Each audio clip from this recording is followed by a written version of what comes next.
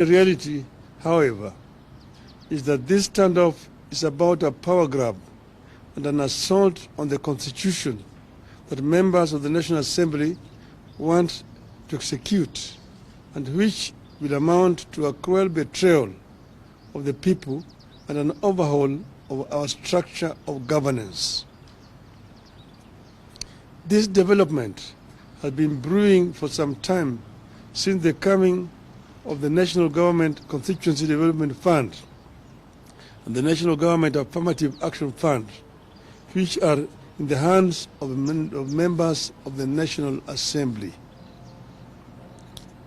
These funds give MPs the power to conceive, implement projects, and oversight them at the same time. Having managed to entrench this anomaly, members of the National Assembly are now attempting to determine the amount of money counties get, despite the clear constitutional provisions on the revenue sharing. The members of the National Assembly are also scheming to dip their fingers into more executive projects like road maintenance levy fund at the national constituency level, in addition to the National Government Constituency Development Fund and the National Government Affirmative Action Fund. The Constitution assigns 3 roles to members of Parliament, and this is universal. 1, representation; 2, legislation; and 3, oversight. I repeat, representation, legislation, and oversight, period. Execution or implementation of programs has never been and can never be the job of members of Parliament without creating a serious accountability crisis in our governance system to the detriment of us all. Parliament makes laws and ensures that the laws are implemented and followed. It is against this backdrop that I find the ongoing standoff between our 2 houses of Parliament over division of revenue extremely scary, unhelpful, and unnecessary. The Constitution we promulgated in 2010 guides the way the government and our country works. It divides the government into 3 parts, each with the power to keep the other parts under control. It further creates 2 levels of government: the national government and 47 county governments. The 3 parts you know: the executive, the legislature, and the judiciary. The 2 levels of government work in close consultation, as espoused in Article 6, subsection 2 of the Constitution, which states, and I quote, "The governments at the national and county levels are distinct and interdependent, and shall conduct their mutual relations on the basis of consultation and cooperation," unquote. Now, because MPs want to have their way with the abrogation of the Constitution and getting their pound of the flesh with regard to NGCDF, the Senate and the National Assembly are unable to agree on something the law is so clear about: sharing of the revenue between the national government and the county governments. Apparently, the National Assembly is in support of provision that will lower the amount of money shareable to counties against the provision of the laws of the land and the tradition established since the coming of the devolved units. Against the laws of the land, the National Assembly is supporting a proposal that would provide that any revenue shortfall in the country is borne by both levels of government. The result of this unhelpful and unnecessary deadlock is that the operations of the already strained devolved units are moving towards a standstill, with critical services in jeopardy. This unlikely and unhelpful fight over allocation of revenue to counties threatens a shutdown at the counties at a time Kenyans need the units to function optimally and help boost the country's increasingly fragile economy. The National Assembly is pushing for the proposed amendment to the Division of Revenue Act, in which they recommend a 380 billion allocation to counties, which stands in contrast to the 400 billion already stipulated in the Appropriations Act, which is currently in force. The National Assembly is going all out to reduce revenue allocation to counties in complete disregard of the Constitution and the recommendations of the Senate. This move is not only illegal and unconstitutional, it also sets an extremely dangerous precedent which, if allowed to stand, will lead to a slow but steady strangulation and eventual killing of counties. The National Assembly must get it very clear that revenue allocation to counties can only go up, not down, unless the intention is to kill devolution. The Senate had asked for 416 billion for counties for the year 2024-25. After negotiations, Senate settled on the figure of 400 billion, which is set out in the Division of Revenue Act 2024. The law is clear that counties get at least 15% of the national revenue, and 400 billion is 15% of the national revenue. Every 5 years, this country goes to elections, and all positions are available, from the president to governor to Senate to MPs and all the way to the members of county assemblies. People know the roles and responsibilities assigned to positions they choose to run for, and nobody should attempt to change the roles and responsibilities midway. It is urgent that both houses come together to allow the country government get their rightful share of funds and discharge their responsibilities to the people of the country. The National Assembly must do the right thing and work with the Senate to get the correct amount of money to counties. More than a decade into the two levels of government, the management and funding of devolved units should be getting more efficient and more predictable. The current standoff and attempts to tamper with allocation indicate a dangerous backward march.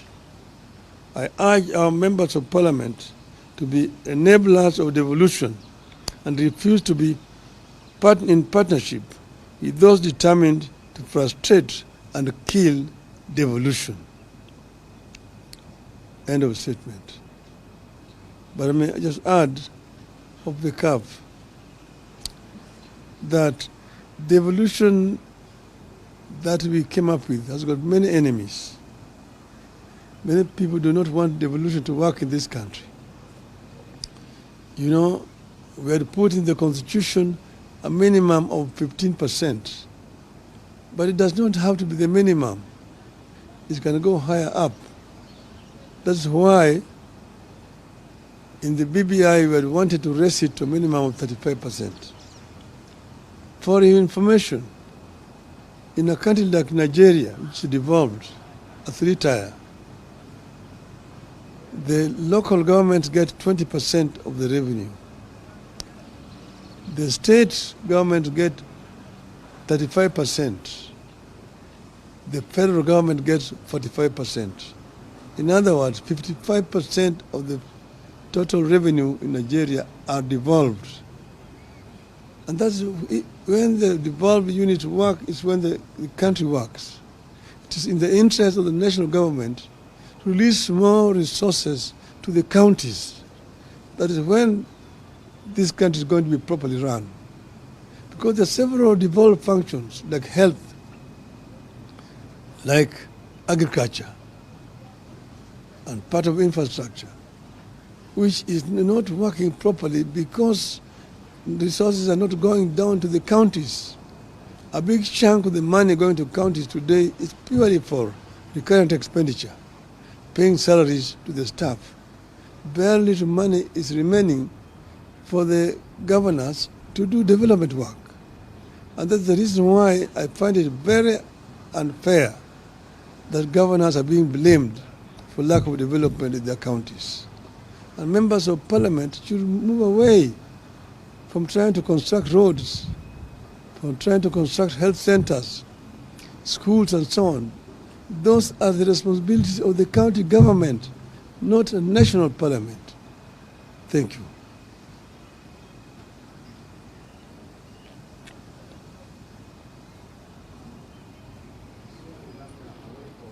No, only this subject.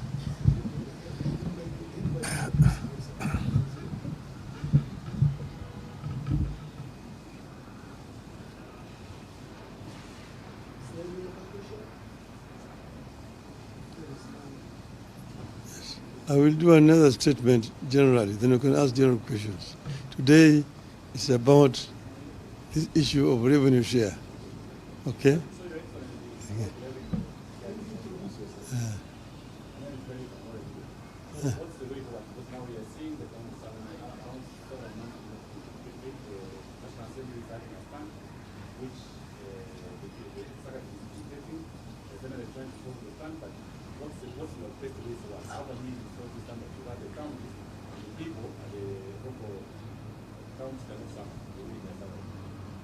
No, you see, it's a standoff which is unnecessary.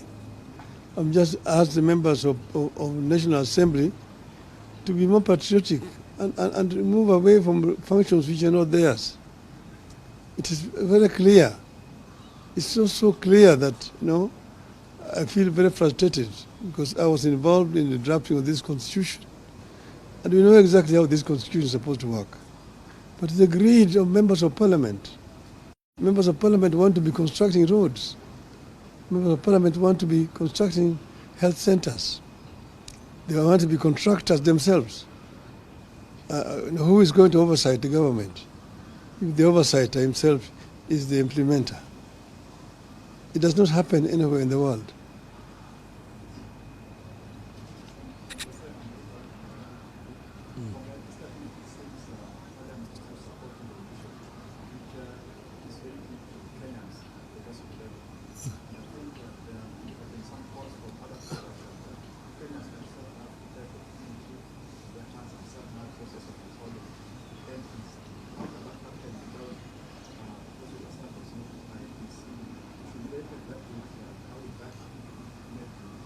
I'm not understanding you clearly. You were saying, should they?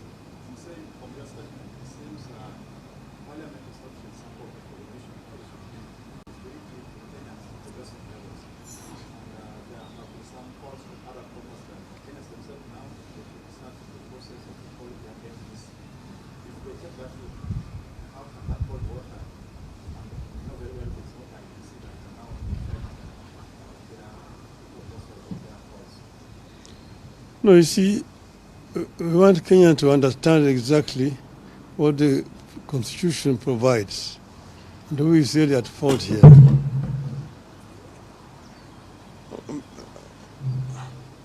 I'm basically trying to create some clarity for this issue because there's some kind of cloud. People don't understand really the bone of contention between the Senate and the National Assembly. And you can also see that, on the other hand, the county government are being blamed, the governors, for lack of development, that they're not doing anything. The development which is available is only done by members of parliament. See members of parliament constructing roads, members of parliament constructing health centers, schools, and so on. Because the funds which are supposed to go to the counties for those purposes are being held by the national government in what they call National Government Constituency Fund. And even this road levy fund is going to members of parliament. This is not the work of MPs, this is the work of counties. Today, the bulk of the revenue that goes to counties goes for purely recurrent expenditure. Nearly 70% of the revenue going to counties is only for recurrent expenditure, paying salaries to workers and so on. Only 30% remain for development, which is very inadequate indeed. Because the bulk of which should be going there is going into these other funds, which are under control of members of parliament. So if that were to change, then the equation would change. Nearly 50% of revenue going to the counties would be for development projects. And the counties are the ones which are actually best suited to do the development. And then you've got the county assemblies to oversight. Members of parliament are supposed to oversight the national government.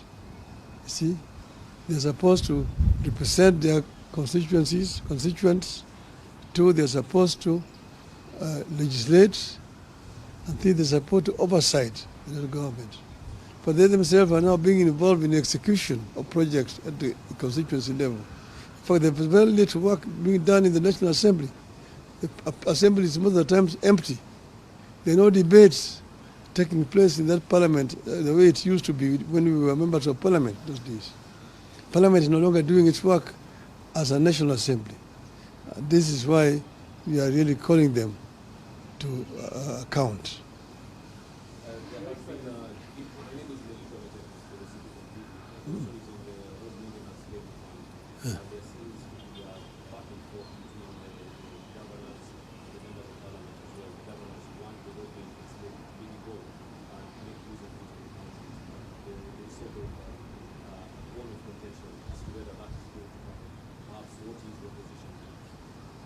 You have said that fuel levy fund is supposed to be used for maintenance of roads at the national level and at the county level.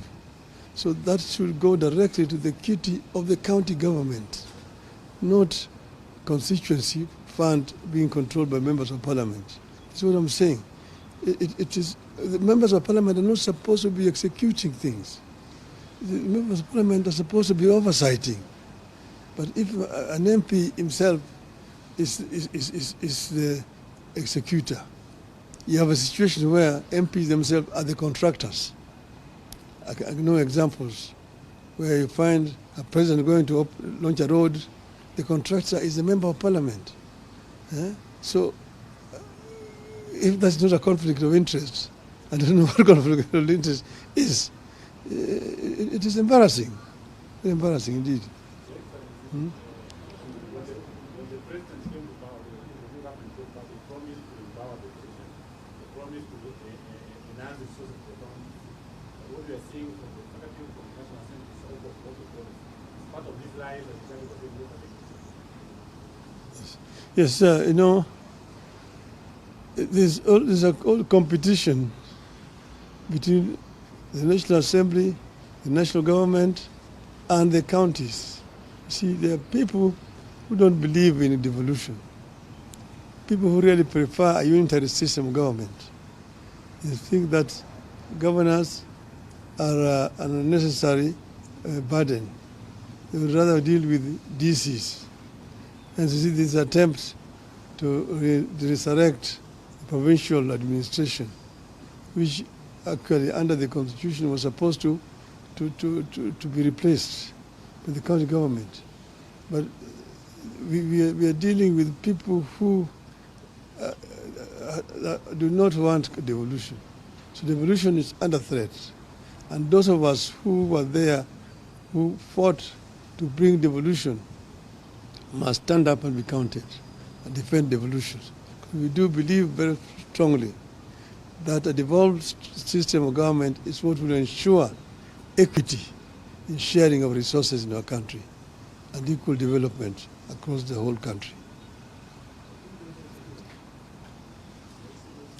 Thank you.